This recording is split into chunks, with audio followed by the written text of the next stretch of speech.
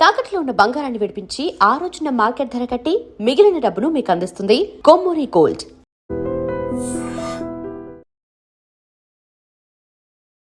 నమస్కారం, welcome to I dream. ధర్మ మార్గం విత్ విజిత కార్యక్రమానికి స్వాగతం.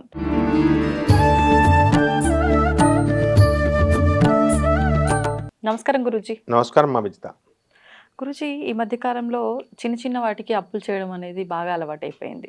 అంటే ఒకప్పటి కాలంలో వివాహం చేయటానికి కానీ లేదు అంటే ఇల్లు కట్టడానికి కానీ మాత్రమే అప్పు చేసేవారు అని చెప్పి వింటూ ఉంటాం. కానీ ఇప్పుడు అసలు అప్పు అని అంటే భయమే లేకుండా పోయింది. ప్రతి చిన్నదానికి మన దగ్గర లేకపోయినా మనకు అది కావాలి అంటే ఎవరి దగ్గరన్నా అప్పు చేయాలి, ఈ ధోరణి ఎక్కువగా నడుస్తుంది. మరి చేసిన అప్పులు తీర్చాలి అని అంటే దానికి తగ్గ ధనం మనం సంపాదించాలి, సంపాదించిన ధనం నిలబడాలి. ఇవన్నీ ఏమీ లేదు. మనకు అనుకున్నంత డబ్బు సమకూరట్లేదు. ఒకవేళ వచ్చినా అది ఏదో రకంగా నిత్య జీవితంలో ఈ ఖర్చులకు వీటికే అయిపోవటము, ఆ అప్పులాగా అలాగే మిలిగిపోవటము, ఇదంతా చూస్తూ ఉన్నాం. కొంతమంది అప్పుల బాధతోటి ఇబ్బందులు పడి ప్రాణాలు కోల్పోయిన వాళ్ళు కూడా ఉన్నారు. ఒకప్పటి కాలంలో రైతుల ఆత్మహత్యలను కూడా మనం ఎక్కువగా వినేవాళ్ళము. ఇలాంటి అప్పుల నుంచి బయటపడాలి, అందరూ బాగుండాలి అని అంటే ఏదైనా పరిహారం ఉందా? అసలు ఫస్ట్ ఇప్పుడు ఆ కాలంలో అప్పు అడిగితే పారిపోయేవారు. మనుషులు ఇవ్వాలి. ఒకడు నాకు కనబడ్డాడు, గురువుగారండి, నేను కానీ మా ఫ్యామిలీ మెంబర్స్ కానీ మేము ఎవరి దగ్గరికి వెళ్తే వాళ్ళు మమ్మల్ని చూసి పారిపోతారండి అన్నాడు. ఎందుకు నాయన అన్నాను. ఎందుకు నాయన అంటే అప్పు అడుగుతామనండి అన్నాడు. కరెక్ట్, అతను చెప్పింది. బాబాయ్ వీళ్ళు అప్పులు అడుగుతారా బాబు అని పారిపోయారు. ఇప్పుడు కూడా జరుగుతోంది కదా గురుజీ. అవును, అవసరానికి ఏమన్నా అడుగుతారేమో అని చెప్పి దూరం పెట్టే వాళ్ళే ఎక్కువ ఉంటారు కదా. ఆ కాలంలో అయితే మనుషుల్ని అప్రోచ్ అవ్వాలి. ఇప్పుడు తరం మారింది, టెక్నికల్ ఎరా వచ్చింది. లక్ష్మీదేవి బొమ్మ బొరుసు రెండు కదా, రూపాయికి హెడ్ అండ్ టెయిల్. ఇప్పుడు హెడ్ రూపంలో ఉన్నది, బొమ్మ రూపంలో ఉన్నది, బొరుసు రూపంలో వచ్చేసింది. అప్పు ఇచ్చేవాడు నేనిస్తా అని వస్తున్నాడు. రోజు ఫోన్ రావట్లేదా నీకు? ఐఎమ్ కాలింగ్ ఫ్రమ్ బ్యాంక్, అప్పు కావాలా, లోన్స్ కావాలండి, హౌస్ లోన్స్, పర్సనల్ లోన్స్, ఏ లోన్స్ కావాల్సి ఆ లోన్స్. అందువలన నేను ఇస్తా అంటారు, తర్వాత తాట తీస్తా అంటారు, కట్టకపోతే ఇస్తారు కదా, మొత్తం మీద ఇచ్చేస్తున్నారు. అయితే మనం అడగాలి అప్పుడు, ఒక 500 కోట్లు ఇవ్వమ్మా అని అడగాలి. 500 కోట్లు ఇవ్వమ్మా అంటే వెంటనే ఫోన్ పెట్టేస్తుంది. మీరేం చేస్తారంటే అంటే వాళ్ళు అన్నీ చూసుకుంటారనమాట. ఈ అప్పు ఇచ్చేటటువంటి వాళ్ళంతా కూడా ఆ కాలంలో చూసేవారు, ఈ కాలంలో కూడా బ్యాంకులు కూడా చూస్తాయి. అయితే హానెస్ట్గా మనము ఆ అప్పుల్ని తీరిస్తే అప్పుడైనా ఇప్పుడైనా నమ్మకంతో మళ్ళీ తిరిగి ఇచ్చేస్తారు, మళ్ళీ ఇస్తారు.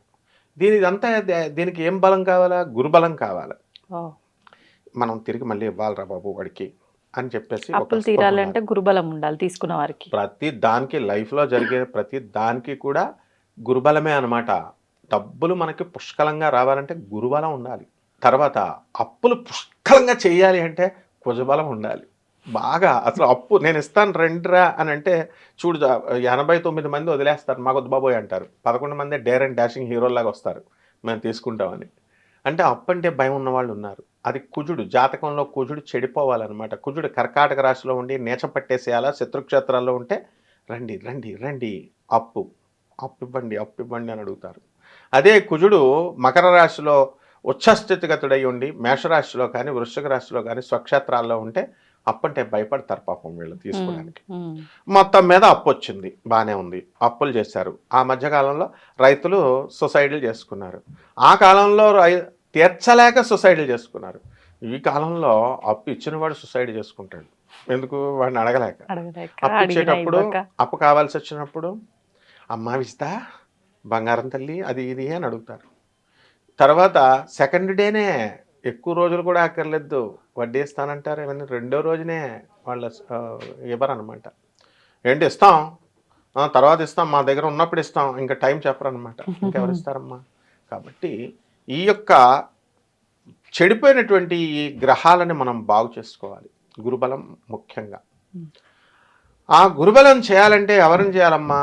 బృహస్పతిని చేయాలి. దేవతల గురువైనటువంటి బృహస్పతి. అది ఒక్క కాశీనగరంలోనే ఉంది ఆ ఆలయం. కాశీనగరంలో మనం విశ్వనాథుడి దగ్గరికి వెళ్ళేటప్పుడు గంగా హారతి జరుగుతూ ఉంటుంది. ఆ హారతి దగ్గర నుంచి ఆ పక్క కొంచెం ముందుకు వెళితే అక్కడే ఈ యొక్క బృహస్పతి దేవాలయం స్వయంభూ ఉన్నదన్నమాట. మరి అందరూ కాశీ వెళ్ళలేరు కదా, అందుకని దేవతల గురువు అయినటువంటి ఆ బృహస్పతిని ఆరాధించాలి. జనరల్గా ప్రతి ఒక్కళ్ళు లక్ష్మీదేవి డబ్బు కావాలంటే ఏ రోజు ఆరాధిస్తారు చెప్పండి? శుక్రవారం. శుక్రవారం చేస్తారు. శుక్రుడికి సంబంధమే లేదు. ఉమ్, శుక్రుడు ఎంతసేపు విలాసంగా డబ్బులు ఇస్తాడు, విలాసాలకి ఖర్చు పెట్టి ఇచ్చేస్తాడు ఓహో. అంతా కూడా. ఉహు, ఒక ఇల్లు కొనుక్కున్నాం అమ్మా. ఇల్లు దేనికి? చక్కగా ఉండడానికి, ఉండడానికి. షెల్టర్. వర్షం రాకుండా, ఎండ పడకుండా, గాలికి పడిపోకుండా, మనకేదే అవ్వకుండా షెల్టర్. కానీ శుక్రుడు ఏం చేస్తాడు? ఇంటీరియర్ డెకరేషన్ లోపల ఒక 25 లక్షలు మళ్ళీ లోపల చేసేయడానికి గట్టిగానే. గట్టిగా. మళ్ళీ అది కూడా ల్యాప్టాప్ పట్టుకొని, కార్పెంటర్ చేస్తే నచ్చదు వీళ్ళకి. ల్యాప్టాప్లు వేసుకొని వచ్చేస్తారు. అసలు వాళ్ళకి ఏది కూడా తెలియదు. వచ్చేసి ఇట్లా చూపించగానే ఈ డిజైన్ ఆ డిజైన్ అనగానే మనం సాఫ్ట్వేర్ వాళ్ళు రాసి ఇచ్చేస్తారు. తర్వాత అప్పుల పాలు అయిపోతారు అనమాట, స్టైల్కి వెళ్ళి కట్టిన వాళ్ళు అంతా కూడా. సో ఈ రకంగా చేయించేది శుక్రుడు. ఉమ్, శుక్రవారం కాదు పూజ చేయాల్సింది అప్పులు తీరాలంటే, గురువారం చేయాలి. గురువారం. అందువల్లనే వెంకటేశ్వర స్వామికి మనం ఇంత పెద్ద తిరుపతి ఉంది కదా, తిరుపతి గురించి అందరూ వెళ్తారు. తిరుపతి వెళ్ళని వాళ్ళు లేరు, తెలియని వాళ్ళు లేరు. తిరుపతిలో ఏ రోజు చేస్తారు చెప్పు? మెయిన్ డే ఏంటి తిరుపతిలో వెంకటేశ్వర స్వామి? స్వామివారి నిజరూప దర్శనం అయితే గురువారం. ఎస్, అందుకే నువ్వు సీక్రెట్ కనిపెట్టేసి, అందుకే నువ్వు ధర్మ మార్గంలో విజితానికి ధర్మాన్ని అందిస్తున్నావు, జనాలకి నిజాలను అందిస్తున్నావు. అయితే అందరూ శనివారం చేస్తాం. అక్కడ గురువారంలో స్వామివారికి, లక్ష్మీదేవికి, అక్కడ స్వామివారికి శ్రీ సూక్తంతో మనము అభిషేకం చేస్తాం. హిరణ్యవర్ణాం హరిణీం సువర్ణ రజతస్రజాం చంద్రాం హిరణ్మయీం లక్ష్మీం జాత వేదో మమావహ తామ్ ఆవహ జాత. దీంతో అందరూ కూడా చేయాలి గురువారం నాడు. అందరూ చేయొచ్చా శ్రీ సూక్తం? మరి శ్రీ సూక్తం స్త్రీలు అందరూ చేయాలి. డబ్బు కావాలన్న వాళ్ళు, ఆడవాళ్ళకి డబ్బులు అక్కర్లేదా? మగవాళ్ళకే కావాలా? మగవాళ్ళే చెయ్యాలా? వేదం సంగతి అవన్నీ తర్వాత చూసుకుందాం. ఈ పండితులందరూకి డబ్బులు అవసరం లేదా? వాళ్ళకి ఏముంది, ఏదన్నా చెప్పేస్తారు. కరుపు నిండా బేరాలు. కాబట్టి ఇప్పుడు మనకి స్త్రీలకు కానీ పురుషులకు కానీ డబ్బు అనేటటువంటిది చాలా అవసరం కలియుగంలో. ధర్మ మార్గంలో సంపాదించాలి, ధర్మ మార్గంలో భగవంతుని ప్రసాదం చేయాలి, ధర్మ మార్గంలో మనము అమ్మవారిని మనం ఆరాధించాలి. అప్పుడు మాత్రమే వస్తుంది. మళ్ళీ మన ఇష్టం వచ్చినట్టు అధర్మ మార్గంలో వెళ్ళి సంపాదించాలి, వాడిది కబ్జా చేసేద్దాం, వీడిది ఇచ్చేద్దాం అనుకుంటే కుదరదు. ధర్మంగా మనం సంపాదించుకుంటూ పోతే అప్పులు తీరిపోతాయి అంటున్నారా? ఖచ్చితంగా. అంటే ధర్మాన్ని మనం కనుక పాటించినట్లయితే ఎంతసేపు కూడా ధర్మంగా వెళ్ళినప్పుడు లక్ష్మీదేవి నిమిషంలో వస్తుంది. నిమిషం. ఇప్పుడు మనం రాహువు చెడ్డవాడు అని అంటారు అందరూ, బాగుంది. కానీ రాహువుని ప్యాసిఫై చేయాలంటే, శాంతి చేయాలంటే డిసిప్లిన్గా ఉండాలి, ధర్మ మార్గంలో ఉండాలి. శని క్రూరగ్రహము అని అంటారు. శనిని ప్రసన్నం చేసుకోవాలంటే ధర్మంగా ఉండాలి. అధర్మంగా ఉండేవాళ్ళని ఏ గ్రహం అనుగ్రహిస్తుందో చెప్పమనండి శాస్త్రం చెప్పేది? ఎక్కడా చెప్పలేదు. ఏ దేవుడు అన్యాయంగా వెళ్ళిన వాడిని నేను అనుగ్రహిస్తానని ఎక్కడైనా పురాణాలు కానీ, వేదాలు కానీ, శాస్త్రాలు కానీ చెప్పినాయా? ఏ దేవతలైనా, ఏ యొక్క గ్రహాలైనా మనల్ని పీడించేటటువంటి వాళ్ళంతా కూడా ధర్మ మార్గంలో వెళితేనే అవుతుందన్నమాట. కాబట్టి వీళ్ళంతా కూడా గురువారం నాడు అమ్మవారి మహాలక్ష్మి తల్లిని మనము శ్రీసూక్తంతో కానీ, మహాలక్ష్మి అష్టోత్తరంతో కానీ, ఓం ప్రకృత్యై నమః, ఓం వికృత్యై నమః అంటూ చేయాలి. ఏ బట్టలు వేసుకోవాలా? మనము గురువారం నాడంటే జనరల్గా గోల్డ్ కలరు బృహస్పతికి ఇష్టము అని అంటాం. లేకపోతే మనం పింక్ కలరు లక్ష్మీదేవికి ఇష్టము, శుక్రవారం కాబట్టి, డబ్బులు కాబట్టి అని అంటాం. అందువలన కేసీఆర్ గారు ఆ పింక్ కలర్ పెట్టుకున్నారు. అయితే డబ్బులు వచ్చినాయి, కానీ అది కాదు అక్కడ అసలైనటువంటిది. ఏ కలర్ వేయాలి? గ్రీన్ కలర్ బట్టలు వేయాలి. ఆకుపచ్చ రంగు వస్త్రాలు ధరించి గురువారం నాడు మనము బృహస్పతిని కానీ ఆరాధించి, అలాగే లక్ష్మీదేవికి చేసి ఏం పుష్పాలు పెట్టాలి? గ్రీన్ కనకాంబరాలు మాత్రమే పెట్టాలి. ఇప్పుడు మనం కనకాంబర పూలు చెట్లు ఉంటాయి కదా, ఆ గ్రీన్ కనకాంబరాలు ఉంటాయి, వెరీ రేర్గా దొరుకుతాయి. అవి అడవుల్లో పిచ్చి పిచ్చి చెట్ల కింద మనం వదిలేస్తాం. సో ఆకుపచ్చ రంగు ఉన్నటువంటి సంపంగి, ఆకుపచ్చ కలర్లో ఉన్నటువంటి పైనాపిల్ని మనము పైన తొక్కంతా ఆకుపచ్చ రంగులో ఉంటుంది, అది తీసుకొచ్చి అమ్మవారికి, బృహస్పతికి అది నివేదన కనుక చేసినట్లయితే మంత్రం ఈ ఓం బృహస్పతి ఏ నమః, అలాగే ఓం మహాలక్ష్మి నమః వీళ్ళకి కనుక చేసినట్లయితే, ఇలా 108 రోజులు చేస్తే చాలమ్మా. కటిక దరిద్రుడైనా సరే వాడి కర్మను తొలగిస్తాడు. అండ్ డెఫినెట్గా ధనవంతుడిని చేస్తాడు. దీనికి ఏమిట్రా చేయాలి అని అంటే, గురువారం నాడు మంత్రాలయంలోని రాఘవేంద్రుడు కానీ, లేకపోతే దక్షిణామూర్తి కానీ, గాణగాపురంలో ఉన్నటువంటి దత్తాత్రేయ స్వామి వారిని కానీ, ఏ గురువైనా పర్వాలేదు, వీరబ్రహ్మేంద్ర స్వాముల వారు కానీ, ఇలా ఏ గురువైనా సరే మన ఇంటి దగ్గరలో ఏ గుళ్ళు ఉన్నాయో ఆ గుడికి వెళ్ళొచ్చు. గుళ్ళు ఇంట్రెస్ట్ బ్యాచ్ ఉంటారు వాళ్ళు. వెళ్ళి మేడి చెట్టుకి నీళ్లు పొయ్యాలి. మేడి చెట్టు మొదల్లో అనగాదేవి, దత్తాత్రేయ స్వామి, 64 యోగిని గణాలు ఉంటారు. ఇలా కనుక చేసుకున్నట్లయితే కేవలము 21 ప్రదక్షిణాలు వీళ్ళు చేసినట్లయితే ఒక లైన్ గీసేస్తాడు బృహస్పతి. దేవాలయానికి వెళ్ళక ముందు ఈ యొక్క ఆరాధన ఈ సిస్టమేటిక్గా నువ్వు చేయకముందు ఎలా ఉంది, వెళ్ళిన తర్వాత నీ కర్మలన్నీ తొలగించి ఇటువైపు నీ జీవితాన్ని బ్రహ్మాండంగా మార్చేస్తాడు. కాబట్టి ఖచ్చితంగా ధనవంతులు అవుతారు. ఈ అప్పుల బాధలన్నీ కూడా తీరిపోతాయి. అండ్ డెఫినెట్గా ప్రతి వాళ్ళు కూడా కొత్తగా కూడా మనకు అప్పులు ఇస్తారు, అడిగిన వెంటనే కూడా ఇస్తారు. అంటే జాతకం మారిపోతుందన్నమాట.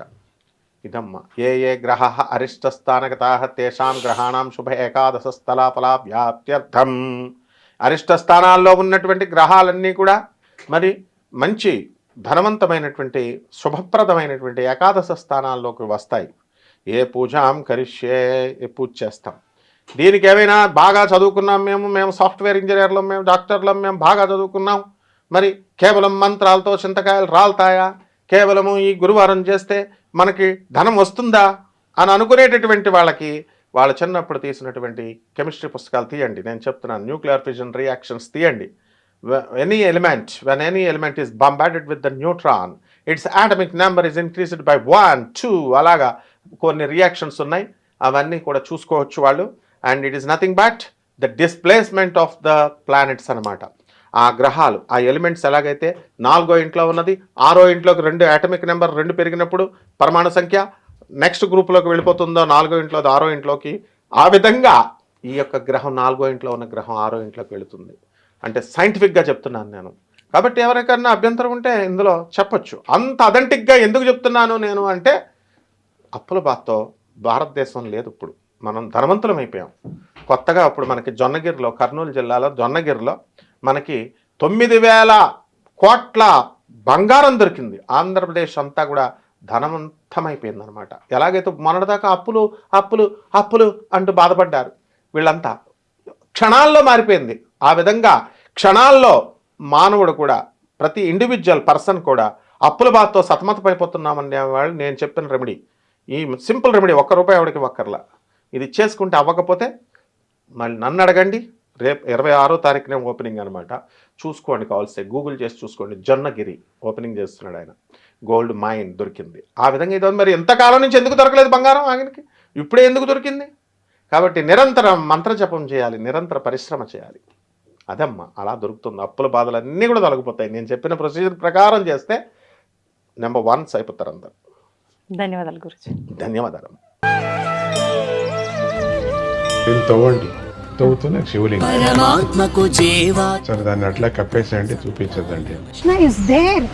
మూర్తి పూజ కాదు, సాక్షాత్ బ్రజేంద్ర నందన భగవాన్ ఉన్నారు మూర్తిలో. ఏమీ ఆశించకుండా ఆరాధించే వాళ్ళు కూడా ఉన్నారా ప్రభుజీ? నిజమైన భక్తి అంటే మనకు తెలియదు కాబట్టి